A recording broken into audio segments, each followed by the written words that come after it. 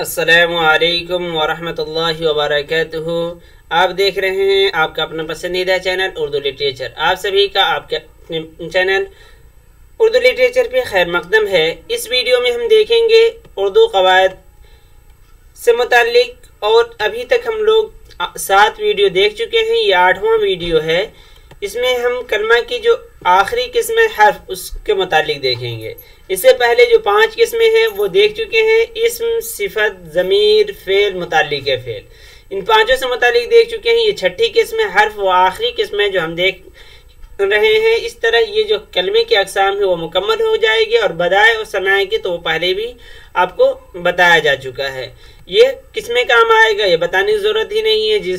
जहाँ भी कलमा की अक़साम पूछेगा वहाँ पे काम आ जाएगा। ऐसे GIC जो अभी होने वाला है कल, और बिहार असिस्टेंट ट्रांसलेटर का जो है उसमें तो आएगा ही आएगा। तो ये किस्में हैं, इसे देख लीजिएगा। आइए देखते हैं हर्फ के बारे में। तो हर्फ की तारीफ हम इससे पहले भी देख चुके हैं। हर्फ को मौलवी अब्दुल हक ने जो कलमा की 2 किस्में करार दी थी, मुस्तकिल और गैर मुस्तकिल। तो गैर मुस्तकिल में हर्फ को रखा था वो कलमा जो तन्हा बोलने या कहने में कुछ माना ना दे, यानी अलग से बोला जाए तो अपना माना ना दे, जब किसी के साथ मिले तभी माना दे। जैसे को, तक, जब को कहें तो कोई माना नहीं है, लेकिन जब उसको कहेंगे तो अब एक माना देने लगा। उसकी 4 किस्में हैं। कितनी किस्में? 4। रब्त, अत्फ, तखसीस और फुजाइया। लेकिन ये 4 किस्में जो बयान की है किसने बयान कर रखी है? ये 4 किस्में जो है ये बयान की है मौलवी अब्दुल हक ने, जबकि शफी साहब ने इसके 8 के बजाय 10 किस्में बयान कर रखी है। उन्होंने ये 2 किस्में यानी हरफे जार, हरफे अत्फ, और उसके बाद ये 8 किस्में बयान कर रखी हैं। ये 8 किस्में बयान कर रखी हैं। तो फिर मौलवी अब्दुल हक ने क्या किया? इन 8 किस्मों को कैसे कैसे गए हैं, इसका घोटाला कैसे उन्होंने किया, उसको हम आपको बता रहे हैं कैसे घोटाला हुआ। अब देखिए इसमें घोटाला क्या हुआ है कि इसमें जो किस्में हैं, कुछ किस्मों को इन्होंने मौलवी अब्दुल हक ने अलग कर रखा है। जैसे ये तहसीन, ताज्जुब, तासुफ, निदा, निदा, नफरी, ये यानी 5 किस्में हैं जो इन तमाम को शामिल कर दिया फुजाइया में इन्होंने। अब ये 3 बचे, तो ये है शर्त और जजा वाले, तो इसको शामिल कर दिया इन्होंने अत्फ में। अभी हम आगे देखेंगे। अब बचे ये इजाफत वाले, तो इजाफत को इन्होंने शामिल कर दिया है यहाँ पे हरफे जार में। हरफे जार में काके की उसी में आ जाता है। अब बचा है ये इस्तिफाम, एक यही बचा है। और ये हरफे इस्तिफाम जो है जितने हैं उनको आमतौर पे इन्होंने किस में जिक्र कर रखा है पहले ही हम जानते हैं, जो पढ़ रखे हैं ज़मीर वगैरह में।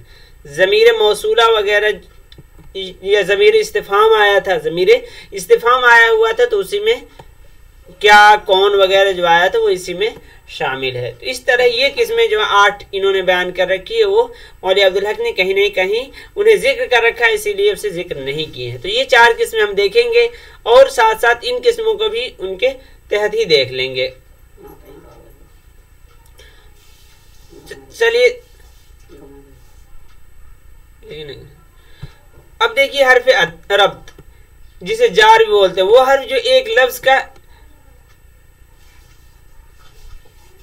का अलाका ताल्लुक जो है किसी दूसरे लफ्ज से जाहिर करते हो तो उसको बोलेंगे हरफ रब्त, जिसको इंग्लिश में हम प्रीपोजिशन बोलते हैं। क्या बोलते हैं? प्रीपोजिशन। प्रीपोजिशन जिसे इंग्लिश में बोलते हैं उसी को आमतौर पर इसे हरफ इल्लत बोलते हैं। क्या बोलते हैं? हरफ इल्लत कहा जाता है उर्दू में। हरफ रब्त और हरफ जार, हालांकि हरफ इल्लत जो है इसको न कह के वो हरफ अत्फ में एक किस्म ला रहे हैं, यानी इस किस्म तो नहीं कहेंगे, यानी एक वजह बयान कर रहे हैं कि इल्लत बयान करने के लिए हरफ अत्फ आता है। हालांकि प्रीपोजिशन को हरफ इल्लत भी बोलते हैं और उसे हरफ जार और में भी आता है। हरफ जार और हरफ रब्त तो कहते ही है इसे। वो कौन कौन से? का, ने, को, तई, से, में, तक, पर। तो ये सब जो लफ्ज हैं ये तमाम के तमाम क्या आते हैं? हरफ रब्त में आते हैं। हरफ रब्त में आते हैं। ये तमाम के तमाम किस में आएंगे?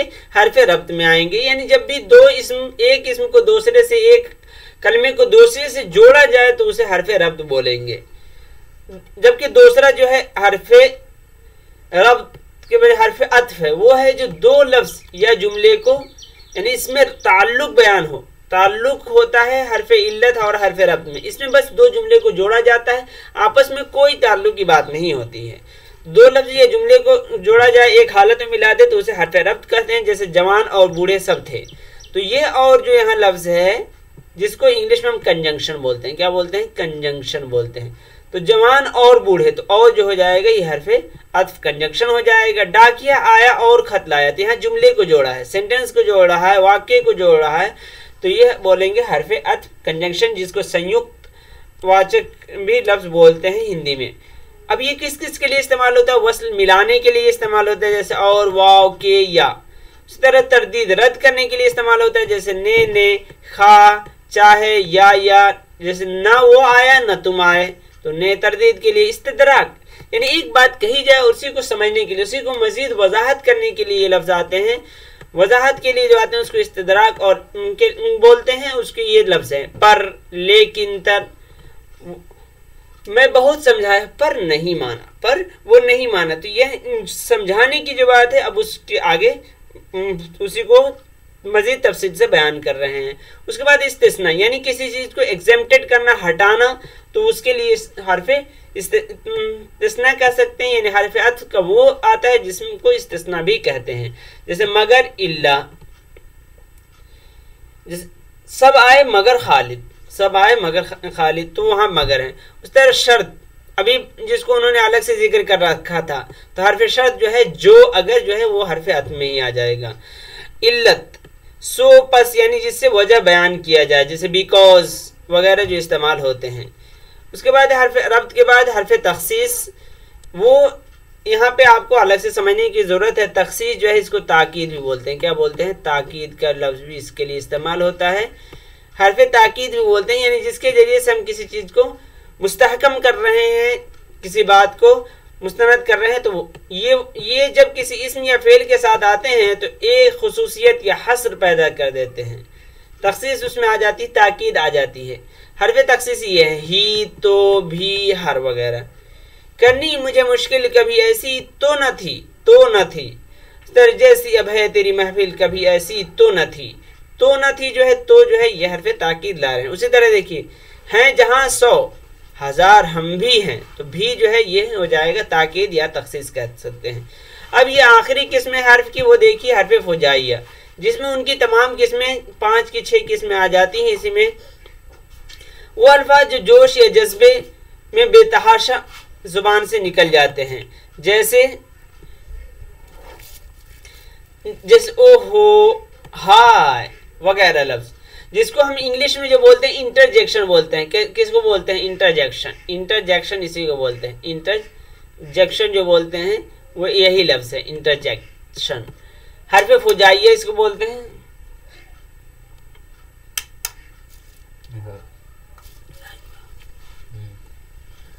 इंटरजेक्शन जो लफ्ज है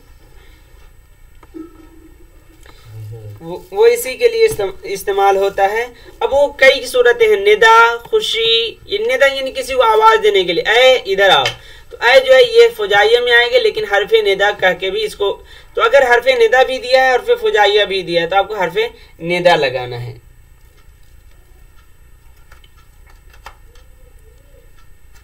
उसके बाद है रंजो तासुफ। रंजो तासुफ जो है उसके लिए इस्तेमाल अगर होता है, जिसको उन्होंने तासुफ बयान कर, उस तरह खुशी और मुसरत के लिए, आहा, ओहो, वाह वाह, सुभान अल्लाह, तो ये मुसरत के लिए, शादमानी के लिए इस्तेमाल होता है। और तासुफ कह के उन्होंने एक बयान किया था, तो एक तो हरफ निदा बयान किए थे, इससे पहले एक हरफ शर्त आ चुका है तासुफ के लिए, हाय, वाह, आह, उफ। उसके बाद है ताज्जुब के लिए, इसको भी उन्होंने एक किस्म करार दी थी, सुभान अल्लाह। तो देखिए यहाँ भी सुभान अल्लाह है, ताज्जुब के लिए भी। ताज्जुब कब होता है? खुशी के वक्त ही तो होता है। ताज्जुब जो होता है वो कब होगा? खुशी के वक्त ही होता है, या कभी अचानक कोई चीज़ पेश आती है तब भी होता है। तो सुभान अल्लाह का जो आपको देखना होगा कि ताज्जुब के लिए या महज खुशी के लिए, दोनों वक्त पे इस्तेमाल होता है अल्लाह। उसके बाद है नफरत, इसको उन्होंने नफरी जिक्र किया है और यही लफ्ज इस्तेमाल होता है। ख़ास तौर से इसे ध्यान में रखिएगा, इससे बार बार लोग पूछते हैं कि नफरी क्या है। तो ये हरफ नफरी वही है जिसमें नफरत जाहिर करे, तो नफरत से है। जैसे कि दुर दुर दुर दुर, तुफ कहते अस्तगफिरुल्लाह, किसी चीज को ऐसी माज़अल्लाह, तो ये नफरत जाहिर करना होता है, इसको हरफ नफरी भी बोलते हैं। तहसीन या मुबारकबादी, या किसी को हम क्या बोल देते हैं तो माशाअल्लाह, सुभान अल्लाह, बारक अल्लाह, अल्लाह और बरकत दे आपकी इल्म वगैरह में, तो उसको हम तहसीन और आफरी का लफ्ज़ देते हैं। और इसको उन्होंने जिक्र कर रखा है अलग से। ये है तो 1 2 3 4 और 5 ये हो गई जो उन्होंने शामिल कर रखा था। उसके अलावा हरफ शर्त और इस्तिफहाम को जिक्र कर रखा था पनाह मांगने के लिए, जैसे अल अमान, अल हफीज, तौबा, माज़अल्लाह। और तंबीह के लिए या नून गुन्ना नहीं है, ये नून गुन्ना है, ये नुक्ता नहीं। जैसे कहते हैं किसी को कुछ करना हो, कुछ काम कर रहा है तो रोकने के लिए तो ये जो हो जाता है ये क्या हो जाता है तंबीह के लिए, या खबरदार ये मत करो, तो ये हरफ तंबीह कह सकते हैं, लेकिन ये हरफ फुजाइया में ही इन्होंने शामिल कर रखा है। तो ये जितनी किस्में हैं तहसीन, ताज्जुब, तासुफ, इन ये 3 और ये जो थे वो इसको शामिल कर रखा है किसमें, हरफ फुजाइया में मौलवी अब्दुल हक ने। उसके अलावा जो बचे हैं 5 के अलावा 3, ये 2 हो गए। इजाफत को हरफ रब्त में शामिल कर रहे हैं, इस्तिफाम को तो मैं आपको बताया कि ज़मीर में। और जो एक बचा और कौन सा, हरफ शर्त, जिसको इन्होंने हरफ अत्फ के तहत ही ला रखा है। इस तरह ये हर्फ को भी मुकम्मल हो गए, इस तरह कलमा के तमाम अक़साम मुकम्मल होते हैं और इस तरह कवायद की पूरी तफसील मुकम्मल होती है। अगर हम मेरी तरफ से आप सभी को ढेर सारे मुबारकबाद और नेक ख्वाहिशात है कि आप कामयाब हों, और फिर उसके बाद मिलेंगे इंशाअल्लाह। उसके बाद हम लोग हिंदी के कवायद को बिल्कुल इब्तिदा से देखेंगे, अच्छी तरह देखेंगे और कोशिश करेंगे कि जो JIC का अगला एग्ज़ाम होने वाला है जो हिंदी से मुतालिक है वो पूरा का पूरा नंबर हासिल करें। अगरचे ये कवायद जो है बहुत बाद में हम लोग शुरू किए थे, और इंशाअल्लाह हिंदी वाले को हम अच्छी तरह समझेंगे, इसलिए कि उर्दू में आम तौर पे बच्चे जो होते हैं वो हिंदी से घबराते हैं, तो हिंदी को भी हम अच्छी तरह से समझने की कोशिश करेंगे।